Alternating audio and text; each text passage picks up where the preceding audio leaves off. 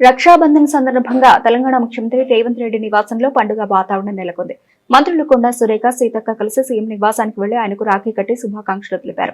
ముఖ్యంగా ఇటీవల పరకాల నియోజకవర్గం కేంద్రంగా చెలరేగిన తీవ్ర రాజకీయ వివాదం, కుమార్తె సుస్మిత వ్యాఖ్యలు దుమారం తర్వాత మంత్రి కొండా సురేఖ నేరుగా ముఖ్యమంత్రి నివాసానికి వెళ్లడం రాజకీయాల్లో చర్చనీయాంశంగా మారింది.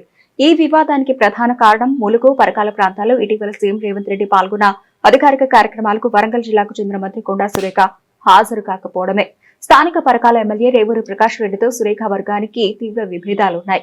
వచ్చే ఎన్నికల్లో రేవూరిని భారీ మెజారిటీతో గెలిపించాలని సీఎం కోరడంతో ఆయనకి మళ్లీ టికెట్ అనే సంకేతాలు వెళ్లాయి. దీనిపై ఆగ్రహం వ్యక్తం చేసిన కొండా సురేఖ కుమార్తె సుస్మిత గీస్కొండలో ప్రత్యేక సభ పెట్టి సీఎం రేవంత్ రెడ్డి, ఎమ్మెల్యే రేవూరులపై తీవ్రస్థాయిలో విమర్శలు చేయడంతో పాటు రాబోయే ఎన్నికల్లో తాను పరకాల నుంచే పోటీ చేస్తానని ప్రకటించారు. సీఎంపై నేరుగా జరిగిన ఈ విమర్శలను కాంగ్రెస్ అధిష్టానం తీవ్రంగా పరిగణించి పీసీసీ క్రమశిక్షణ కమిటీ ద్వారా కొండా సురేఖకు నోటీసులు జారీ చేసింది. అయితే తన కుమార్తె చేసిన కామెంట్లకు తాను బాధ్యురాలనని కానని సురేఖ వివరణ ఇచ్చినప్పటికీ ఆమెపై కేబినెట్ నుంచి వేటుపడే అవకాశం ఉందనే ఊహాగానాలు జరగసాగాయి. ఇలాంటి తీవ్ర ఉత్కంఠ వాతావరణంలో రాఖీ పండుగ సందర్భంగా కొండా సురేఖ నేరుగా సీఎం నివాసానికి వచ్చి రేవంత్ రెడ్డికి రాఖీ కట్టడం ద్వారా వివాదాలకు స్వస్తి చెప్పి రాజీ మార్గాన్ని ఎంచుకున్నట్లు రాజకీయ వర్గాల్లో ప్రచారం జరుగుతోంది.